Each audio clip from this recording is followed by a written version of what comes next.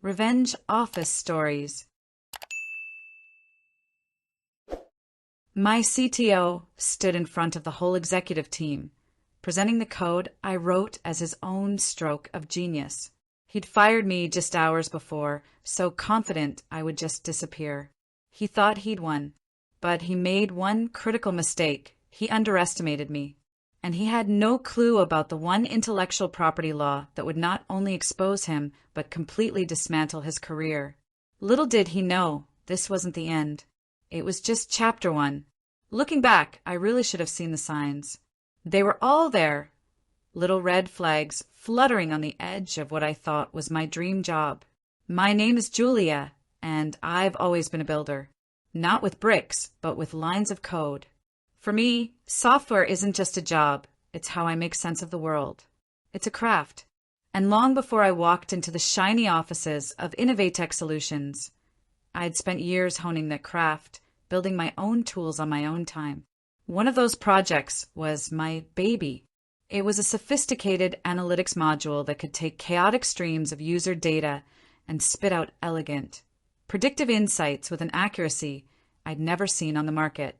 I poured thousands of hours into it on nights and weekends, fueled by cheap coffee and a pure obsession with the puzzle. It was a piece of me, a digital extension of my mind. When Innovatech recruited me, it felt like I'd finally made it. They were darlings of the tech world, a fast-rising startup with a charismatic CTO, Mark, leading the charge. Mark could sell water to a drowning man. He spoke in grand visions of changing the world and disrupting industries. His energy was infectious, and I was completely sold. He told me all about their flagship project, a platform that was going to redefine user engagement. He said they needed the best, and he made me believe I was it. In my first few weeks, I was tasked with solving a huge roadblock, their analytics engine. The system they had was clunky, slow, and couldn't deliver the insights they'd promised investors. In a meeting, as the team brainstormed one dead end after another, I saw the perfect opening for my personal project. Eager to impress, I mentioned I had a pre-existing module that might just solve their problem.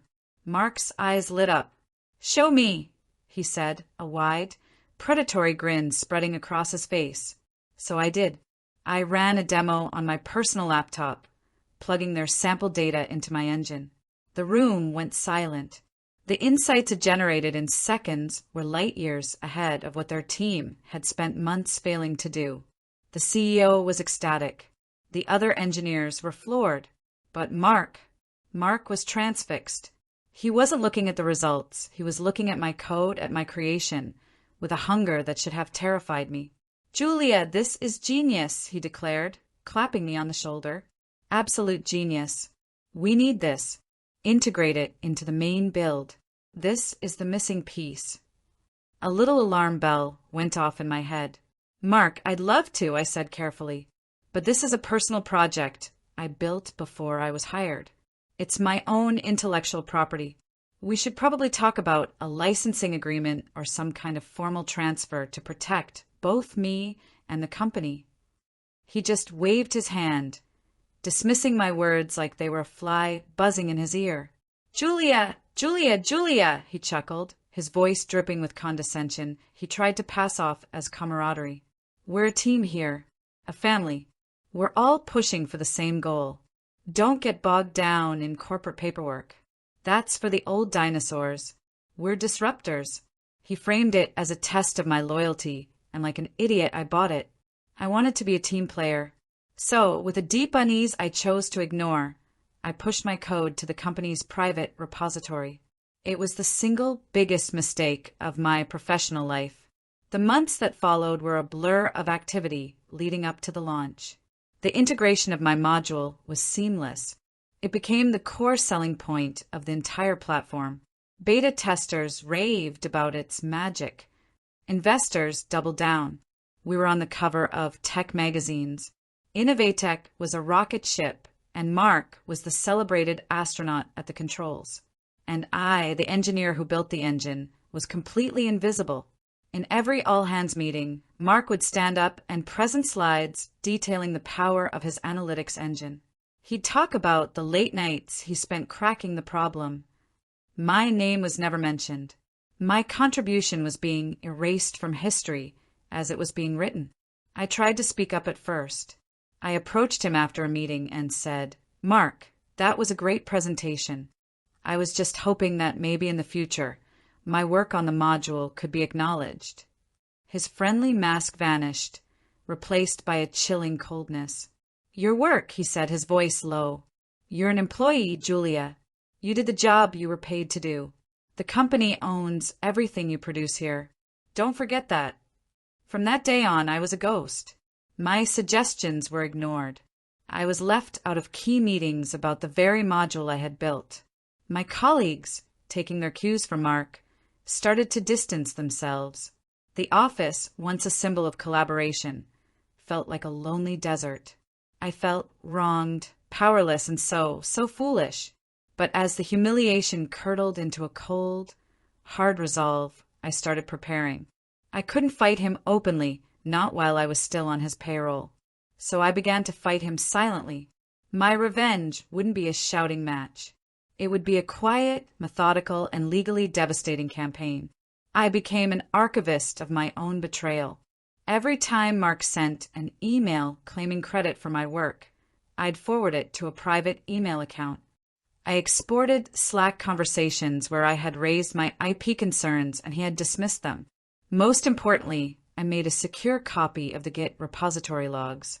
The logs were my smoking gun, an immutable, time-stamped record of every line of code, proving that the core of the analytics module was committed from my personal account, with creation dates that predated my employment by over a year.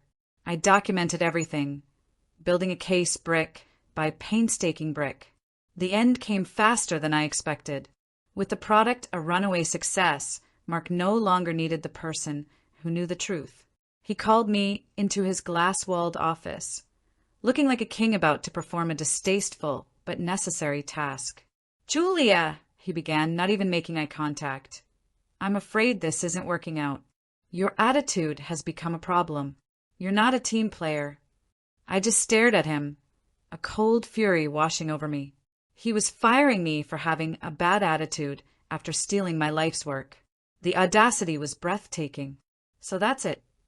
I asked, my voice steady. "That's it," he said, gesturing to the security guard who had appeared at the door. "Your access has been revoked."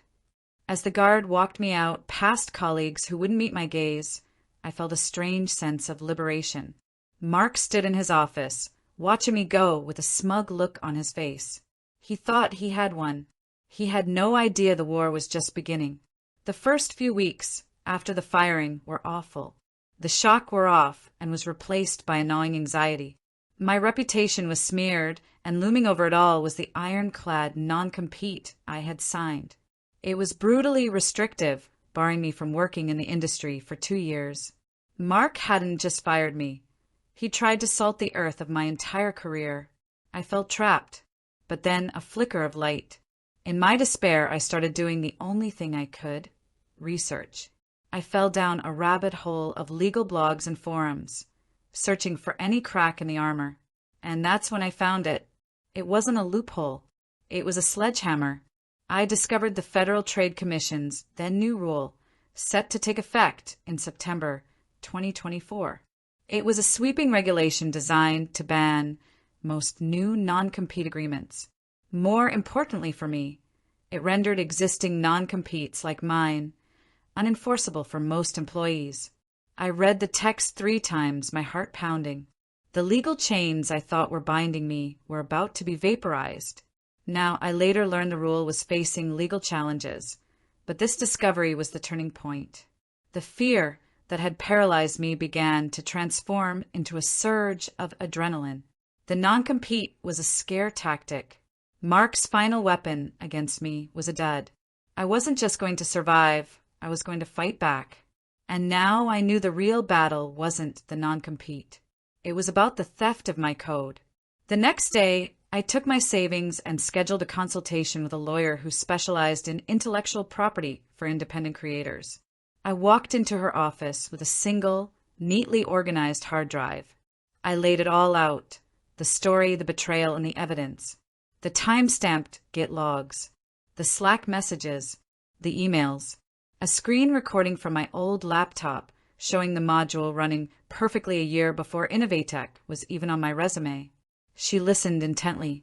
When I finished, she leaned back and a slow smile spread across her face.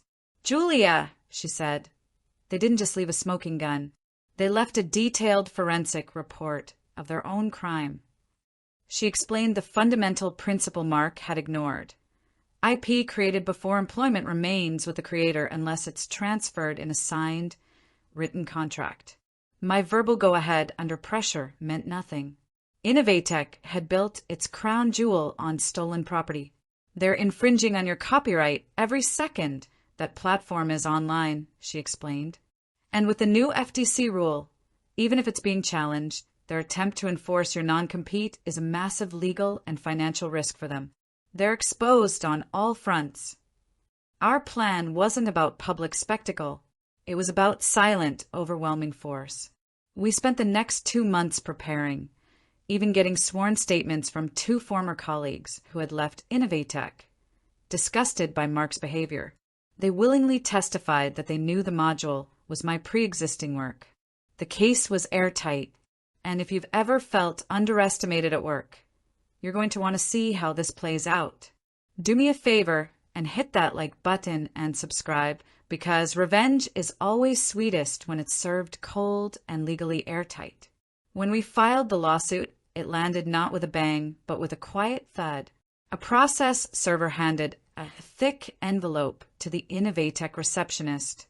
Another was delivered to Mark's home. No press releases, no angry blog posts. Just the cold language of a complaint for massive copyright infringement.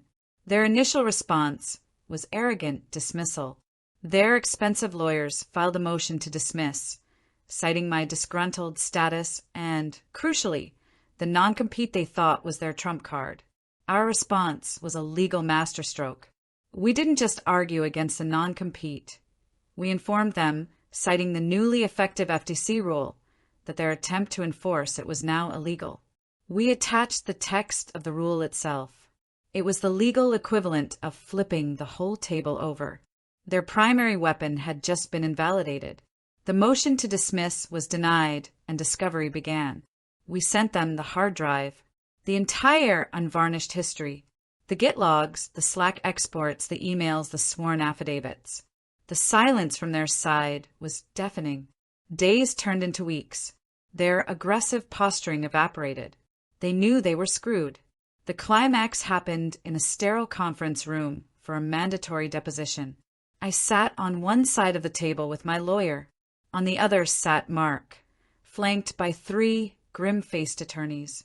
He tried to look bored, but I could see the tremor in his hand as he adjusted his tie. He wouldn't look at me. My lawyer began, her voice even. "Mr. CTO's last name," she started. "Could you please look at Exhibit A? This is a log from a Git repository. Do you recognize the code?" Mark glanced at the printout. "It appears to be a portion of our analytics module," he said stiffly. "Indeed," she continued.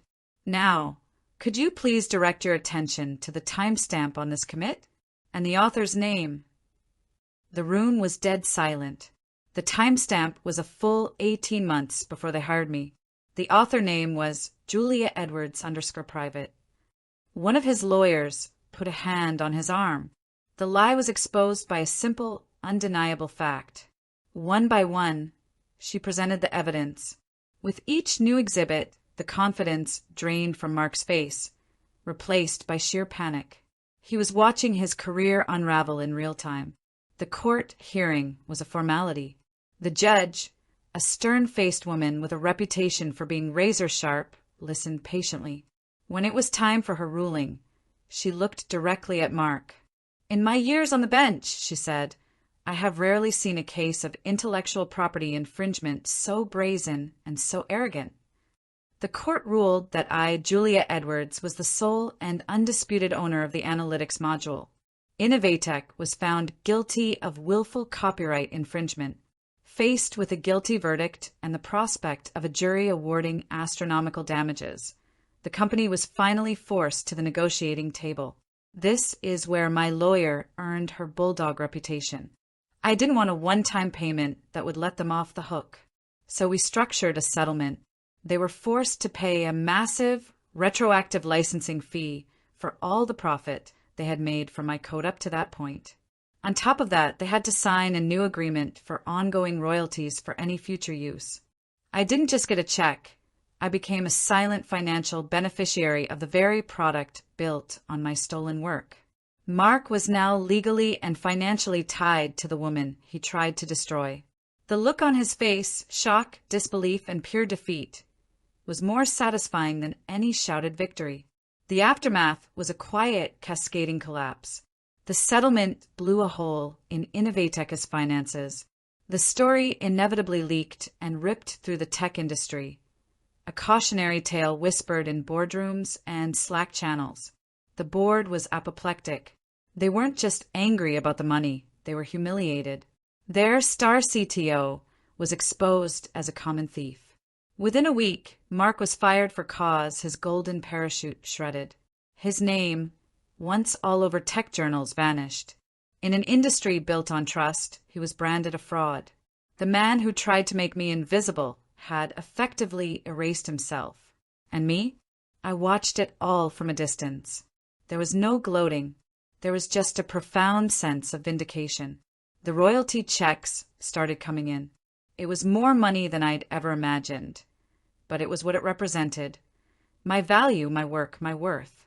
I took that capital and started my own company, a consultancy that advises engineers on intellectual property strategy. I teach developers how to protect their creations, how to build their own legal fortresses, brick by brick, just like I did. My revenge wasn't just about destroying Mark's career. It was about building my own future. The betrayal that was meant to break me became the catalyst for my own reinvention. Mark tried to steal my code, but in the end, I was the one who truly owned it. The greatest lesson I learned is this: underestimate the quiet ones at your own peril. They're the ones who listen, who document, and who understand that the most devastating victories are the ones your opponent never sees coming. This was my story, but I know I'm not alone. Have you ever had someone try to take credit for your work? Share your story in the comments. Let's create a community where we can learn from each other. And if you found this story satisfying, don't forget to subscribe for more tales of corporate justice.